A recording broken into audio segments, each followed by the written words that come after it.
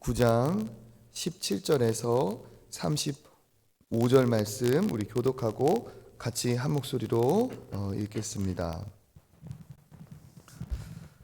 그가 폭풍으로 나를 치시고 까닭없이 내 상처를 깊게 하시며 나를 숨쉬지 못하게 하시며 괴로움을 내게 채우시는구나. 힘으로 말하면 그가 강하시고 심판으로 말하면 누가 그를 소환하겠느냐.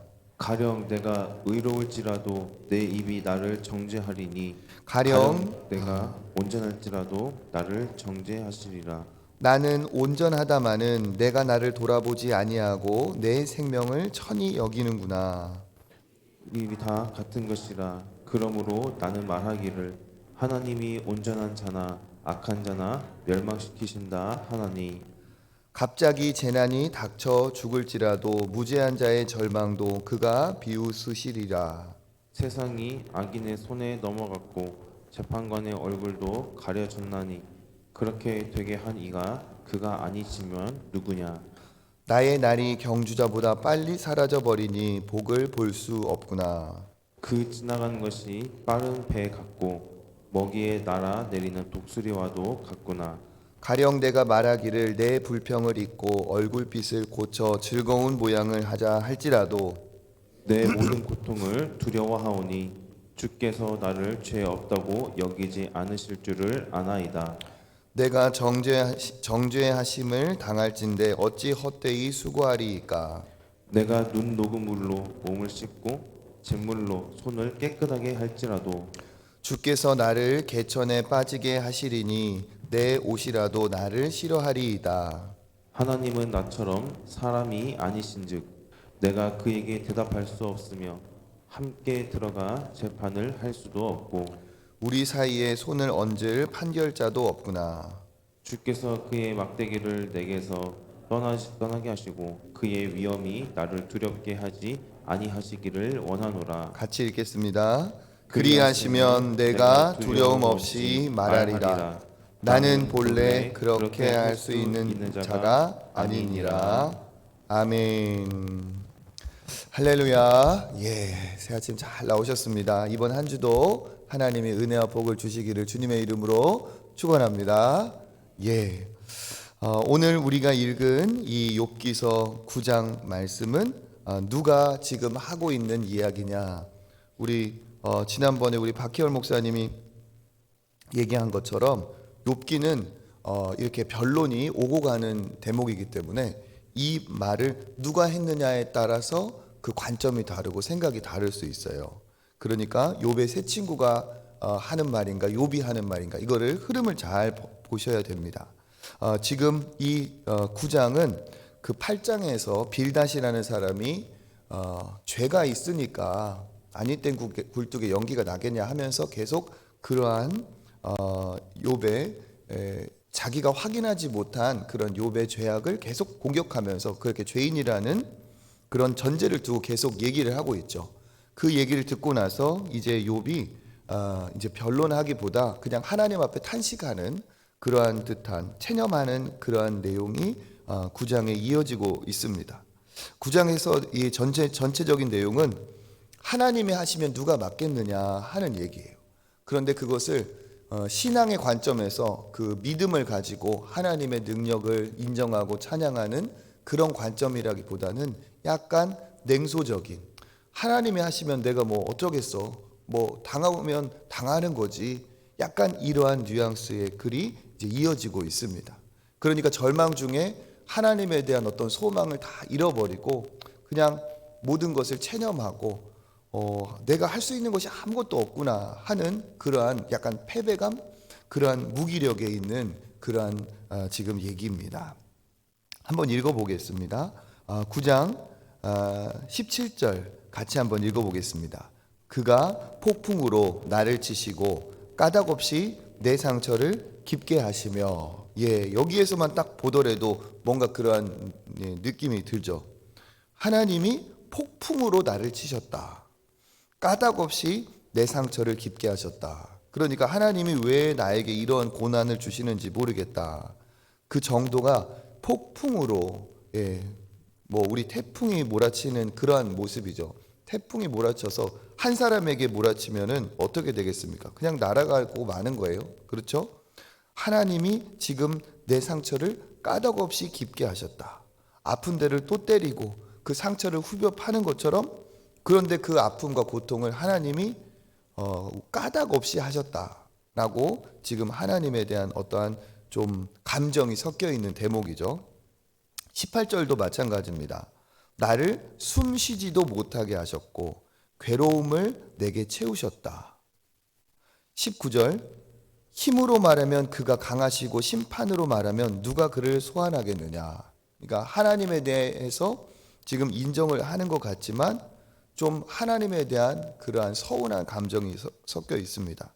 힘으로 말하자면 그보다 강한 분이 누가 있고, 심판으로 말하자면 누가 그의 흠을 잡아서 그를 불러내겠느냐 하는 얘기죠.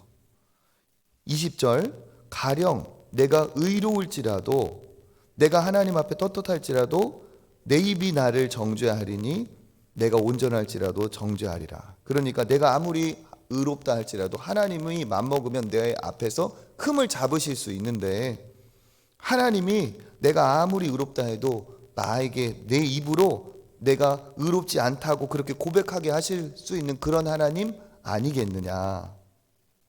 21절, 나는 온전하다마는 내가 나를 돌아보지 아니하고 내 생명을 천히 여기는구나. 나는 아무리 봐도 온전한 것 같은데 내가 나를 돌아볼 수 없게, 내 생명을 천히 여길 수밖에 하나님 앞에서는 그렇게 내가 아무것도 할 수가 없는 존재다. 지금 그 하나님에 대한 왜곡된 시선을 계속 이야기하고 있습니다. 나는 아무것도 한 것이 없는데 하나님이 고난을 주셨고 내가 무엇을 하든지 하나님 앞에서는 의미가 없고 저항할 수도 없다.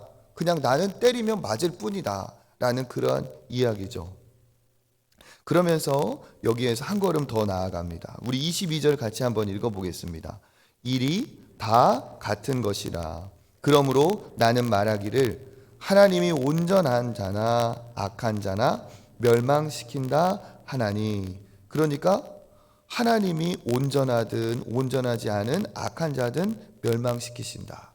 하나님이 한번 바람을 일으키면, 하나님이 한번 손을 쓰면 온전한 자나 악한 자나 그냥 다 떠내려가는 것 아니겠느냐. 23절, 갑자기 재난이 닥쳐 죽을지라도 무죄한 자의 절망도 그가 비웃으시리라. 그러니까 하나님이 지금 나에게 이렇게 고난을 주신 것에 대해서 약간의 반감이 있어서 무죄한 자가 절망스러운 그런 고통을 당한다 할지라도 하나님은 너무 크신 분이, 너무 높이 계신 분, 저기 멀리 계신 분이기 때문에 하나님이 그것까지 신경 쓰시겠느냐. 그냥 하나님은 그냥 코웃음 한번 치시겠지. 지금 이런 얘기예요. 그러니까 하나님을 완전히 악한 하나님이고 나쁜 하나님이고 그렇게는 보는 것은 아닙니다. 하지만 그 하나님이 너무 크시고 자기는 하나님 앞에 너무 작으니까 그런 거 있잖아요. 우리가 길을 걸어갈 때 무심코 그냥 갔는데 우리도 모르는 사이에 개미 한 마리를 밟고 간 거예요. 그렇죠? 그런 것처럼 하나님 앞에서는 나는 미약하고 미천하니까 내가 이렇게 고난당하는 걸 하나님이 아시겠느냐. 그런 어떠한 탄식이죠. 탄식. 24절, 세상이 악인 손에 넘어갔고 재판관의 얼굴도 가려졌나니 그렇게 되게 한 이가 그가 아니시면 누구시냐. 어찌됐건 전권, 어찌됐건 주권은 하나님 손에 있으니까 이게 다 하나님의 이제 뜻이라는 거예요. 세상이 악한 손에 넘어가고 재판관의 얼굴도 가려졌다. 그러니까 재판관이 의로운 재판을 하지 않는다는 뜻이죠. 세상이 이렇게 악하고 죄가 넘쳐나고 고난이 있고 지금 이 시대처럼 전쟁이 일어나는 이런 것들도 하나님이 하신 것 아니냐. 특별히 무신론이나 하나님에 대한 그런 악감정이 있는 사람들이 하는 이야기들이 다 그런 거죠. 하나님이 있으면 죄가 왜 있고 악한 사람이 왜 있고 전쟁이 왜 있고 그런 이야기를 하는 것입니다. 그러면서 이러한 하나님에 대한 질문이죠. 물음표입니다. 정말 하나님은 정의로우신가? 악한 자를 그냥 방치하시는 하나님, 전능하시고 대단한 건 알겠지만 이 모든 것들에 대해서 하나님이 진짜 관심이 있으신가? 그러면서 하나님에 대한 기대와 소망을 갖지 못합니다. 그러니까 제가 이걸 보면서 무엇에 비유할까 이렇게 생각하니까 그런 생각이 들었어요. 고아원 원장님이신데, 고아원 원장에서 큰 고아원을 이제 운영을 하는 거예요. 그 아이들의 어떤 식비도 해결을 하고 그 아이들의 어떤 옷, 복지 이런 걸 다 해결을 해요. 그런데 그 고아원 안에서 왕초가 있어가지고 꼬맹이 하나를 막 못살게 구는 거야. 물론 그 고아원 원장이니까 마음 먹으면 그것을 다 할 수 있지만 그것까지 알겠느냐? 그 꼬맹이 하나가 거기에서 형들한테 쥐어받고 아프고 뭐 뺏기고 하는 거 그것까지 다 알겠느냐? 또 그렇게 한 게 또 그 책임 아니냐? 말이 되는지 모르겠습니다만 어쨌든 이런 거예요. 힘이 있고 능력이 있다 하지만 그 작은 것 하나까지도 신경 쓰시는 분이겠느냐 하는 거죠. 욥은 그 정도로 하나님에 대해서 지금 절망을 하고 있고 당한 고통 중에서 하나님에 대한 그러한 좀 기대와 소망을 갖기보다는 실망을 갖고 있습니다. 그러면서 그 다음 25절에서 35절까지 계속해서 자기의 인생의 연약함과 하나님에 대비해서 인생의 연약함과 참 미천한 부질없음을 계속 이렇게 탄식을 합니다. 25절 한번 읽어보겠습니다. 나의 날이 경주자보다 빨리 사라져 버리니 복을 볼 수 없구나. 아멘. 그러니까 하나님은 영원하신 하나님, 언제나 존재하시는 하나님인데 나는 내 인생은 내 날은 너무 시간이 빨리 가는 거죠. 내 시간은 너무 경주자보다 빨리 사라져 버리니까 내가 채 이 고난이 뒤집어져서 회복이 되고 하나님이 모든 것을 다 원상으로 복구해 주신다 할지라도 내 인생이 경주자보다 빨리 사라지는데 그러한 복을 내가 살아있는 동안 볼 수 있겠느냐. 26절 지나가는 것이 빠른 배와 같고 먹이에 날아내리는 독수리 같구나. 먹이에 날아내리는 독수리가 어떻게 내려옵니까? 먹이를 채려면 막 쏜살같이 막 진짜 급 하강을 하잖아요. 그런 것처럼 내 시간이 그렇게 빨리 날아가는데 내가 정말 회복을 볼 수 있을까? 내 인생은 하나님에 비해서 너무 짧아서 의미도 없다. 그런 뜻이죠. 27절 읽어보겠습니다. 가령 내가 말하기를 내 불평을 잊고 얼굴빛을 고쳐 즐거운 모양을 하자 할지라도, 그러니까 내가 의식적으로 불평을 잊어버리고 즐거운 모양, 즐거운 얼굴 표정 관리를 좀 해보자 라고 할지라도 28절 모든 고통을 두려워하니 주께서 나를 죄 없다고 여기지 아니하실 줄 아나이다. 아무리 내가 얼굴빛을 고친다 할지라도 하나님이 내 죄를 또 찾아내실 것이다. 내가 그렇게 정죄함을 당할 텐데 왜 내가 그렇게 헛되이 수고를 하겠느냐. 29절에 그렇게 얘기하고 있죠. 30절 내가 눈 녹는 물로 몸을 씻고 잿물로 손을 깨끗게 할지라도, 그러니까 내가 아무리 깨끗하게 할지라도 31절 주께서 나를 개천에 빠지게 하시리니, 그러니까 하나님에 대한 완전히 이제 왜곡된 시선이에요. 내가 오늘 깨끗한 몸으로 옷을 입고 씻고 나갔다 할지라도 하나님이 나를 개천에 빠뜨려 버리니까 내 옷도 나를 싫어한다. 이럴 거면 왜 나 같은 깨끗한 옷을 입고 왔어? 그렇게 이제 옷이 나를 의인화해서 얘기를 하고 있는 거죠. 그러니까 내가 무슨 수고를 해도 하나님이 또 넘어지게 하실 것이다 하는 거예요. 아무리 깨끗해도 하나님께서 그렇게 하면 나는 막을 수가 없다. 32절 하나님은 나처럼 사람이 아니신즉 내가 그에게 대답할 수 있으며 함께 들어가 재판할 수도 없고 판결자도 없다. 그러니까 하나님과 그 재판을 하더라도 나는 하나님 앞에 절대 이길 수가 없다. 34절 읽어보겠습니다. 주께서 그의 막대기를 내게서 떠나게 하시고 그의 위엄이 나를 두렵게 하지 아니하시기를 원하노라. 아멘. 그러니까 지금 욥이 바랄 수 있는 건 뭡니까? 빨리 하나님의 이 징계의 막대기가 내게서 떠나기를 바란다. 그래서 하나님께서 빨리 이 고난을 없애주시기를 바라는 것밖에 내가 할 수 없다. 35절 그리하시면 내가 두려움 없이 말하리라. 나는 본래 그렇게 할 뿐 그렇게 할 수 있는 자가 아닙니다. 예. 그래서 나는 이렇게밖에 할 수 없는 사람이다. 그러니까 전반적인 내용이 뭡니까?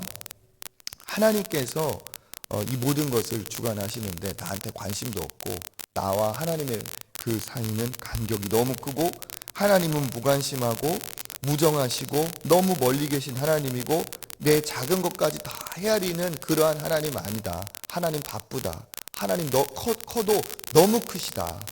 이런 지금 얘기를 하는 거죠. 그러니까 욥은 하나님을 부정하는 것은 아닙니다. 하나님의 전능하심은 그는 인정을 하고 알고 있어요. 그렇지만 그가 어떻습니까? 이 당한 심각한 고난 속에서 하나님에 대해서 절망하고 있어요. 그리고 하나님에 대한 기대와 소망을 다 잊어버렸습니다. 잃어버렸어요. 그러니까 이 고난 중에 하나님에 대한 그 시선이 어떻게 되었어요? 왜곡이 되었어요. 왜곡이 되었어요. 그래서 이 사람이 받은 상처로 인해 고통으로 인해 고난으로 인해서 하나님에 대한 그 시선이 다 왜곡이 되어버렸습니다. 우리가 이런 것을 주변에서도 볼 수가 있어요. 그렇죠? 예를 들어서 어떤 한 순진한 남자가 한 여인에게 실연을 당했어요. 그러고 나서는 여성들에 대한 감정이 생겼어. 그건 자기 일이지, 그죠? 저도 이렇게 보면 목회를 하시는 분들 중에서 이렇게 목회가 잘 안 되시는 분들은 막 큰 교회를 그렇게 안 좋게 봐요. 큰 교회를 그런 분도 봤어요. 다는 아닙니다. 물론 다는 아니에요. 그런데 마치 큰 교회가 있어서 내 교회가 안 되는 것처럼 그렇게 얘기를 하면서 다 문제래요. 다 문제. 어떤 사람은 가난이 고통스러우니까 자기의 가난 때문에 부자들에 대한 또 혐오감과 또 그런 마음을 갖고 있는 분이 있어요. 그렇죠? 그러니까 상처나 고통이 참 심각하게 왔을 때 우리가 이 시선이 왜곡될 수도 있다는 거예요. 내 안에 있는 어떠한 분노, 내 안에 대한 어떠한 감정, 그 민감함이 그게 진짜 그 사람 때문인가가 아니라 내가 받은 상처로 인해서 내 시선이 어떻게 돼요? 왜곡이 될 수 있어요. 그런데 이게 신앙생활을 하면서 하나님과의 관계에서도 이런 일이 일어날 수 있다는 사실입니다. 그러니까 중요한 것이 뭘까요? 신앙생활의 목적은 하나님을 아는 것이에요. 하나님을 알아도 어떻게 알아야 돼요? 제대로 알아야 됩니다. 하나님을 제대로 아는 방법은 무엇을 통해 알아야 됩니까? 말씀을 통해 알아야 되는 거죠. 말씀을 통해 하나님을 알면 하나님이 무정한 하나님이고 여기 있는 것처럼 무관심한 하나님이고 작은 나에게 관심이 없는 하나님이고 저 멀리 계신 하나님이라고 성경은 이야기하고 있지 않습니다. 성경은 오히려 반대로 얘기하고 있어요.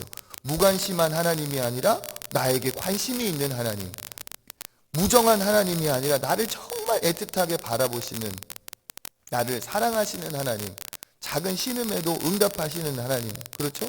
스바냐서 3장 17절처럼 나를 사랑하여 그 기쁨을 이기지 못하시는 하나님.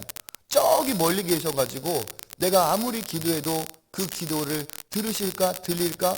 이 많은 사람들 다 있는데 그 사람들 기도 다 들으려면 내 기도까지 언제 들으시려나? 그런 하나님이 아니라는 사실입니다. 하나님을 우리가 어떻게 알아야 돼요? 바르게 알아야 되고 성경으로 알아야 되고 하나님을 바르게 알아가는 것이 신앙생활의 목표입니다. 그러니까 제가 말씀이 중요하다, 말씀을 묵상해야 된다 그렇게 할 때 그 말씀을 대할 때 우리가 가져야 될 기본적인 질문이 있어요.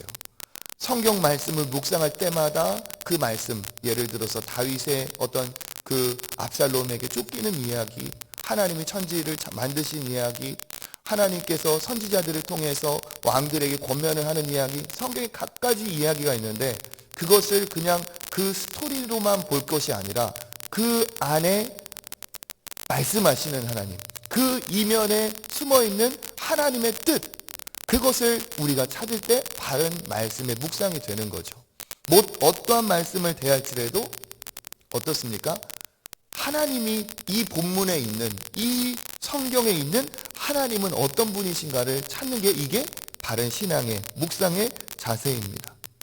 사실 욥은 고통 중에 하나님은 무정하다, 무관심하다, 멀리 계신 하나님이다, 나에게 관심이 없는 하나님이다. 하지만 실상은 그렇습니까? 아닙니까? 아니에요. 하나님은 욥이라는 사람에게 정말 지대한 관심을 반대해요. 오히려 그 관심을 갖고 있어요. 이 욥이 이 고난 중에 어떻게 행하는지를 하나님은 진짜 주의 깊게 보고 있습니다.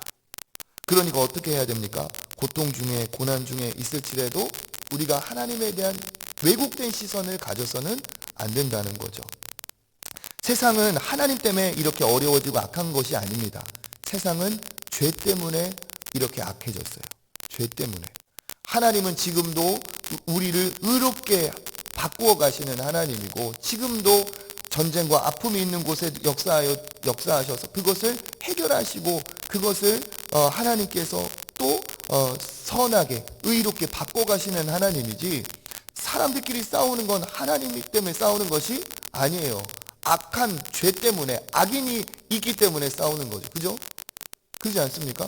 애들이 싸워놓고 엄마 아빠 때문에 싸웠다고, 자기들끼리 싸워놓고 왜 엄마 아빠 핑계를 대? 이럴 수 있잖아요. 그런 것처럼 세상은 죄로 인해서 타락했고 변질됐고 이러한 전쟁과 아픔이 왔지, 환경 문제 왜 왔습니까? 하나님 때문에 왔습니까? 아니에요. 인간의 탐심 때문에 왔어요. 그렇죠? 그러니까 믿음이 있는 사람이라면 더욱더 우리가 이 환경을 생각을 해야 되는데, 이 모든 것들이 하나님 때문에 된 것이 아니라는 거예요. 하나님은 오히려 그것을 다 회복하시길 원하시는 하나님이세요. 그것을 회복하시는 하나님이라는 것을 증명하는 게 뭐예요? 우리를 위해 오신 예수 그리스도, 우리를 위해서 십자가에 못 박히신 예수 그리스도를 생각하면, 하나님은 우리를 다시 화목해 하시는 분이고 벽을 허무시는 분이고 우리의 죄와 우리의 연약함을 다시 회복하시는 하나님이시라는 사실입니다. 그래서 뭡니까? 우리는 하나님에 대해서, 특별히 믿음에 대해서 비판적이고 또 이러한 왜곡된 그러한 태도를 어떻게 해야 됩니까? 버려야 돼요. 버려야 돼. 비관적인 태도, 비판적인 태도, 무력해진, 체념하는 그런 패배주의적인 태도, 해봤자 안 된다는 태도, 해봤는데 안 된다는 태도, 그런 거 있잖아요. 그죠? 그런 태도를 하나님이 기뻐하지 않으세요. 믿음이 있는 사람의 태도는 그러한 태도가 아닙니다. 옛날 해봐서 안 됐다 해도 또 어때요? 그렇죠. 지금 또 어떻게 될지 몰라요. 그리고 막 이렇게 패배주의적인, 시대가 이런 데 되는 게 뭐가 있냐, 세상이 이런 데 되는 게 뭐가 있냐, 이런 태도는 하나님의 백성, 하나님의 사람이 가져야 될 태도가 아닙니다. 오히려 무슨 태도입니까? 긍정적이고 소망이 있고 기쁨이 있고, 그렇죠? 우리 자녀들에 대해서도, 우리 삶에 대해서도 지금은 힘들고 어려울지 모르겠지만 우리 자녀에겐 하나님이 복을 주시고 우리 자녀에 대해는 더 큰 은혜를 베풀어 주시고 하나님에 대한 긍정적인 기대와 소망을 가져야 이게 진짜 믿음의 자세입니다. 왜 그럽니까? 목사님 왜 그렇습니까? 우리를 위해 오신 예수 그리스도를 보세요. 예수님이 그렇게 하시려고 이 땅에 오셨고, 예수님이 십자가에서 못 박히기까지 우리를 사랑하셨는데, 그 은혜로 우리가 구원받았는데 하나님이 나한테 관심 없다? 내 기도를 안 듣고 계신다? 그런 하나님이 절대로 아니라는 사실입니다. 그렇죠? 지난번에 우리가 그 교회 탐방을 갔을 때 거기 군산에 임만호 목사님이 막 그런 이제 막 얘기를 하면서 그 얘기를 했어요. 안 된다는 생각 때문에 안 된다고. 그죠? 안 된다는 생각을 안 돼. 안 된다는 생각은 안 돼. 이런 얘기를 했어요. 근데 그 말이 맞아요. 제가 보면 하나님 앞에 쓰임받는 사람, 은혜가 넘치는 사람들의 태도는 뭐냐? 항상 하나님 앞에 소망을 갖고 있어요. 긍정의 태도를 갖고 있어요. 다 그래요. 여러분 믿음의 사람 되시길 바랍니다. 불평과 불만이 있고 낙심이 있고 좌절이 있고 다 남 헐뜯고 비난하고 하는 때 우리는 어떻게 해요? 그래도 하나님은 하신다. 그래도 하나님은 은혜를 베풀어 주신다. 그게 믿음의 사람의 자세인 줄 믿습니다. 욥이 물론 큰 고난과 어려움 중에 하나님이 나한테 관심이 있나 이런 얘기를 하지만 그건 하나님의 본심이 아닙니다. 우리가 오늘 말씀을 통해서 나에게 관심 있는 하나님, 기도 한 번 해도 이 기도가 될까? 하나님이 내 기도를 들으실까? 그게 아니라 나의 기도를 들으시는 하나님, 응답하시는 하나님, 살아계신 하나님, 그 하나님을 믿고 신뢰하면서 아름다운 주님이 기뻐하시는 믿음의 길을 가시기를 주님의 이름으로 축복합니다. 기도하겠습니다. 하나님, 우리의 인생은 짧고 우리는 무력하고 미약하고 하나님에 비하면 참 정말 연약한 인생들입니다. 그럼에도 불구하고 하나님은 우리를 택하시고 우리를 통해 일하시고 우리 초청교회를 통해 우리 가정을 통해 우리 자녀를 통해 놀라운 일을 이루실 줄 믿습니다. 아버지, 정말 고통으로 인하여 왜곡된 하나님의 시선이 있다면 바꾸어 주시고 비관적인 또 무력한 패배주의, 그러한 아버지 해도 안 되는 절망과 낙심 우리 안에서 떠나가게 하여 주시옵소서. 낙심될 때 기뻐하는 것은 사탄 마귀밖에 없음을 깨닫게 하여 주시고 아버지, 정말 기대와 소망으로 주를 붙드는 우리 초청의 성도들 되게 하여 주시옵소서. 기도 한마디를 할지라도 기대와 믿음을 가지고 하게 하시고 아버지 하나님 앞에 간구하는 모든 것들이 기대와 소망을 가지고 나아가게 하여 주시옵소서. 아버지, 주수 감사 주일을 아버지 앞두고 있습니다. 감사하는 자에게, 기대와 소망이 있는 자에게 더 큰 감사를 주실 줄 믿습니다. 특별히 하나님, 우리가 품고 있는 이웃, 또 우리 가정, 아버지 사랑하는 자녀들 믿음 안에서 돌아오게 하여 주시고 회복시켜 주시옵소서. 남아있는 수능까지 우리 자녀들 포기하지 않고 낙심하지 않고 기대와 소망을 가지고 행하여 좋은 일이 일어날 수 있도록 인도하여 주시옵소서. 예수 그리스도 이름으로 기도드립니다. 아멘. 우리 이 시간 기도하고 개인의 기도의 자리로 나아가겠습니다. 한 주간 또 더 큰 감사를 더하여 주시옵소서. 수능 보는 우리 다음 세대 자녀들을 위해서, 그리고 예배 회복이 필요한 이웃과 우리 가족들을 위해서 기도하시고 또 각자 기도의 자리로 나아가겠습니다. 주님 한번 잡고 기도합니다. 주여, 하나님 감사합니다. 오늘도 하나님